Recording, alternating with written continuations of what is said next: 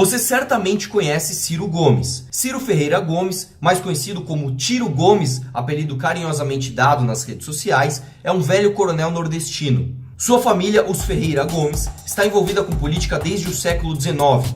O primeiro prefeito da cidade de Sobral, berço da família de Ciro, foi Vicente César Ferreira Gomes, que governou a cidade a partir de 1890. Mas antes mesmo dele, Vicente Cesário Ferreira Gomes já havia sido deputado provincial do Império. Ciro é o rosto mais conhecido atualmente de uma velha oligarquia de coronéis. Hoje, Ciro tenta posar de representante da esquerda, mas Ciro e a esquerda combinam tanto quanto vegetarianos e canibais. Para começo de conversa, o menino Ciro estreou na política pela Arena, Aliança Renovadora Nacional, nada mais, nada menos que o partido que representava a ditadura militar no Brasil. Em 1979, Ciro disputou a eleição da recém-reativada União Nacional dos Estudantes, a UNE. Ciro fazia parte da chapa chamada Maioria, considerada de direita, e acabou derrotado. A Arena da ditadura, desgastada, mudou de nome em 1982 e passou a se chamar PDS. Foi justamente pelo PDS que o jovem Ciro Gomes, com 23 anos, conquistou seu primeiro mandato, elegendo-se deputado estadual pelo Ceará. Fez a maior votação no feudo da família, a cidade de Sobral. Percebendo que o fim do regime militar se aproximava, Ciro fez como os ratos e tratou logo de mudar de barco. Em 1983, filiou-se ao PMDB, partido que fazia oposição ao regime. Em 1986, Ciro construiu uma aliança com outro coronel emergente da política cearense, Tasso Gereissati. O objetivo de Ciro, representando os Ferreira Gomes, e Tasso representando os Gereissati, cuja oligarquia havia sido iniciada por seu pai Carlos, era bem simples: substituir os velhos coronéis por novos. Tasso foi eleito governador do Ceará. Ciro foi seu líder na Assembleia Legislativa do Estado e em 1988 recebeu seu pagamento. Com a ajuda de Tasso e da máquina do governo, foi eleito prefeito de Fortaleza. Mas o menino Ciro tinha grandes aspirações. Em 1990, com apenas 31 anos, foi escolhido por Tasso como seu sucessor à frente do governo do Ceará. Passou apenas 15 meses à frente da prefeitura de Fortaleza. Nessa altura, Ciro e Tasso também já tinham mandado de partido mais de uma vez, agora para fundar o recém-criado PSDB no Ceará.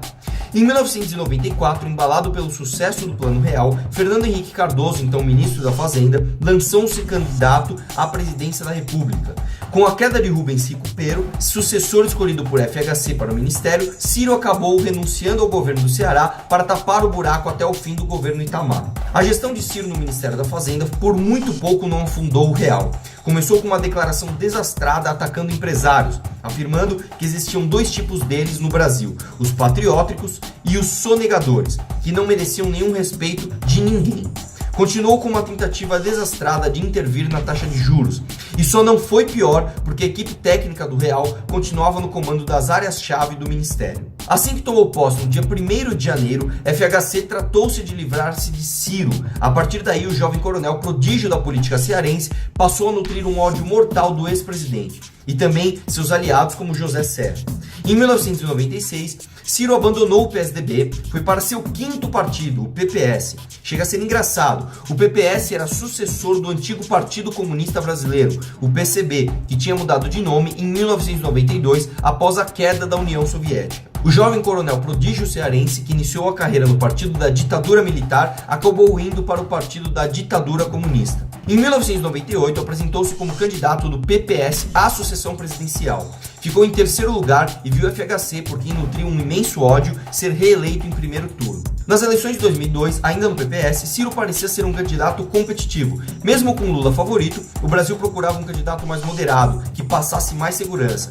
A aliança que apoiava Ciro nessa eleição incluía o PDT, na época ainda sob comando de Leonel Brizola, e o PTB, sob comando de Roberto Jefferson. Outro que apoiou Ciro nessa eleição foi o próprio deputado Jair Bolsonaro. Com a candidatura do tucano José Serra em crise, tudo parecia indicar que Ciro disputaria o segundo turno contra Lula e disputaria como favorito. Entretanto, tudo ruiu quando o presidenciável começou a abrir a boca. Primeiro, ele chamou um ouvinte de burro em uma entrevista para a Rádio Bahia. Depois declarou em outra entrevista que a sua então esposa, Patrícia Pilar, tinha uma grande utilidade na campanha: dormir com ele. No segundo turno, Ciro apoiou Lula e ganhou como pagamento o Ministério da Integração Nacional. Mesmo com seu partido, o PPS, tendo rompido com o governo em 2005, após o escândalo do Mensalão, Ciro recusou-se a deixar a teta, preferiu romper com o partido. Foi para o PSB o sexto partido de sua carreira.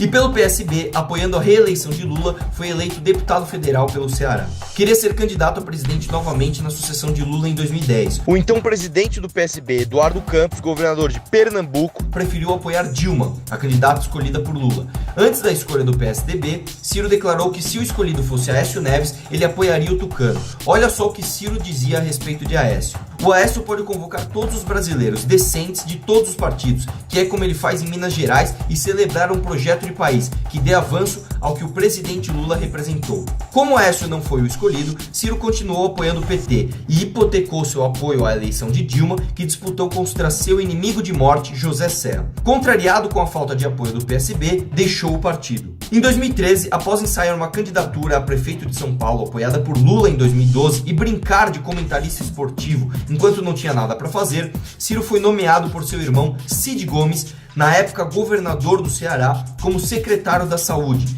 Nepotismo explícito, típico de governos de coronéis. 4 anos antes, Cid já havia nomeado outro irmão dos dois, Ivo, como seu chefe de gabinete. Na época, o clã Ferreira Gomes estava filiado ao PROS, o sétimo partido da carreira de Ciro, que sempre aspirou coisas grandes na política.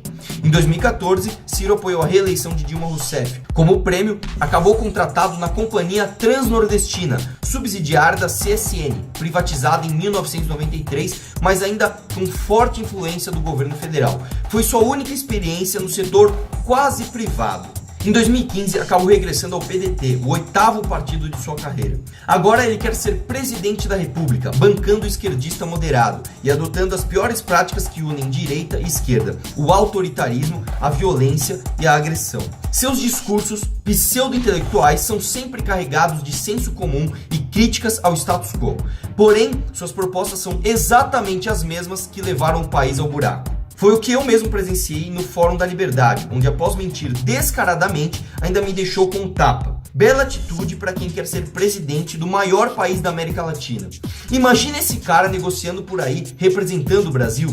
Ciro ainda tenta o apoio do presidiário Lula para a corrida presidencial desse ano, mas nem mesmo o presidiário confia em sua postura, tendo o criticado pelas seguidas mudanças e oportunismo sempre crescente. Não à toa, não quis que Ciro estivesse ao seu lado no grotesco espetáculo em São Bernardo, preferindo a companhia de Manuela Dávila e Guilherme Boulos, os dois também presidenciáveis pelo PCdoB e pelo PSOL. Ou seja, nem com Ciro defendendo a impunidade no país e defendendo o bandido Lula, o próprio Lula não confiou no Ciro.